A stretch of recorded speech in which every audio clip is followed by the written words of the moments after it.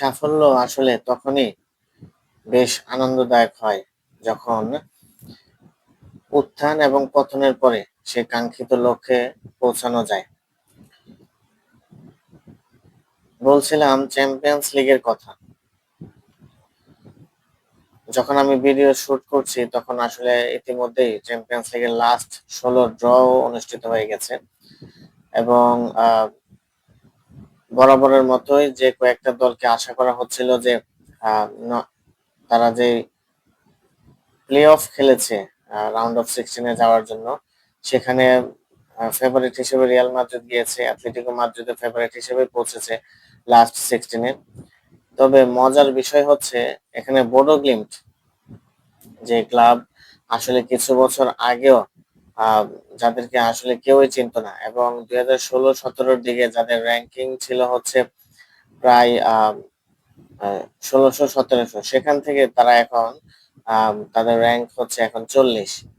তো এরকম একটা ক্লাব যে যখন চ্যাম্পিয়ন্স লিগের মতো মঞ্চে লাস্ট 16 খেলে ফেলে এবং 16তে লাস্ট 16-র মধ্যে চলে আসে, তখন আসলে বলাই যায় যে তাদের পেছনের গল্পটা আসলেই দুর্দান্ত ছিল।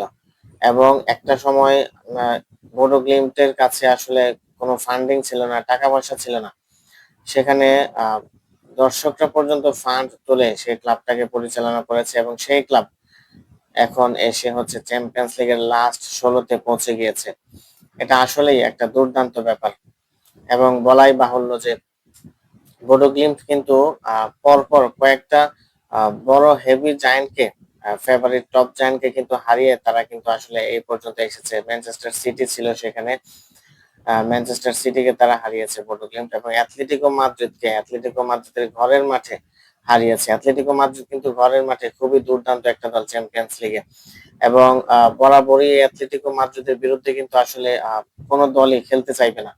তো অ্যাটলেটিকো মাদ্রিদ হচ্ছে এরকম একটা দল যারা হচ্ছে খুবই ডিফেন্সিভ খেলে এবং কোন একটা টিমকে তার ওই টিমের যে প্ল্যান সেই প্ল্যান অনুযায়ী আসলে খেলতে দেয় না।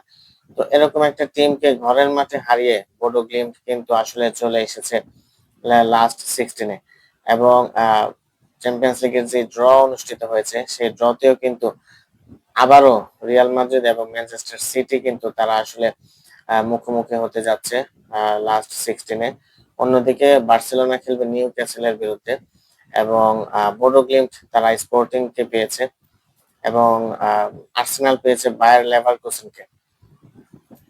বলা যায় যে বোডো গ্লিম্ট এটা তাদের জন্য আরো একটা সুযোগ, স্পোর্টিংকে পেয়েছে এবং যেহেতু বোডো গ্লিম্ট ইন্টার মিলানকে পর্যন্ত প্লে অফে দুর্দান্ত ভাবে খেলে কিন্তু ইন্টার মিলানকে 5-2 গোলের এগ্রিগেটে কিন্তু আসলে ইন্টার মিলানকে পিছনে ফেলে বোডো গ্লিম্ট কিন্তু লাস্ট 16তে চলে এসেছে এবং এটা ইতালিয়ান ফুটবলের জন্য আসলে একটা দুরূহ ব্যাপার এবং বলা যায় যে ইতালিয়ান ফুটবলের একেবারে বলা যায় যে তাদের যে আসল চিত্র, আসল রূপ সেটা কিন্তু উঠে এসেছে। কারণ এটা কিন্তু শুধু ইন্টার মিলানের জন্যই সীমাবদ্ধ না যে তারা বোডো গ্লিম্টের কাছে হেরে বিদায় নিয়েছে গতবারের রানার্স আপ। পুরো ইটালিয়ান ফুটবলের চিত্রটাই কিন্তু আসলে এখন বোঝা যাচ্ছে যে কোন পর্যায়ে এবং ইটালিয়ান ক্লাবগুলো কিন্তু আসলে ইন্টার মিলান ছাড়া গত কয়েকটা সিজনে কিন্তু অন্য কোনো ক্লাবগুলোকেও কিন্তু ওইভাবে ধারাবাহিক পারফরমেন্স করতে দেখা যাচ্ছিল না। সেখানে ইন্টার মিলানের মতো টিমকে যাদের বাজেটের তুলনায় বোডো গ্লিম্ট আসলে 10 গুণ 11 গুণ পিছনে, সেরকম একটা টিমের কাছে ইন্টার মিলান হেরে কিন্তু আসলে চ্যাম্পিয়ন্স লিগ থেকে বিদায় নিয়েছে এবং বোডো গ্লিম্ট স্পোর্টিং সিপি কে পেয়েছে এবং সেখানে বোডো গ্লিম্ট আসলে ফেভারিট থাকবে। যদিও ফুটবলে আসলে কোনো কিছুই বলা যায় না, যে অনুমেয় করা যায় না আগে থেকে যে কি হতে যাচ্ছে, কিন্তু বলা যায় যে বোডো গ্লিম্টের হাতে সুযোগ আছে, তারা হয়তোবা কোয়ার্টার ফাইনালেও চলে যেতে পারে এবং রিয়াল মাদ্রিদ এবং ম্যানচেস্টার সিটির এই ম্যাচটা দুইটা লেগের ম্যাচই আসলে দুর্দান্ত হবে এবং ম্যানচেস্টার সিটি গত সিজনে কিন্তু রিয়াল মাদ্রিদের কাছে হেরেই চ্যাম্পিয়ন্স লিগ থেকে বিদায় নিয়েছিল। যদিও তাদের গত সিজন এবং এই সিজন খুব যে বেশি ভালো যাচ্ছে সেটাও কিন্তু বলা যায় না। এই মুহূর্তে প্রিমিয়ার লিগে তারা সেকেন্ডে আছে এবং প্রিমিয়ার লিগটা কিন্তু আসলে অনেকটা জমে গিয়েছে আর্সেনালের পয়েন্ট হারানোর কারণে।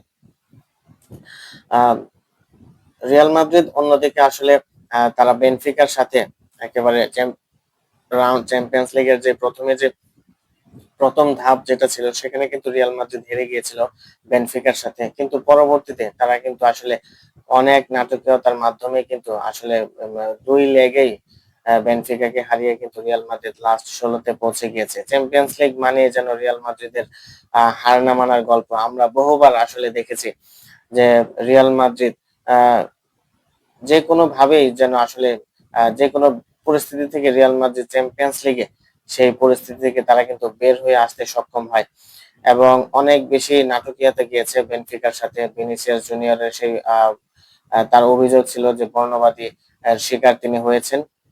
জিয়ানলুকা প্রেস্টিয়ানি তাকে আসলে বর্ণবাদের উপরে তাকে কোনো মন্তব্য করেছেন।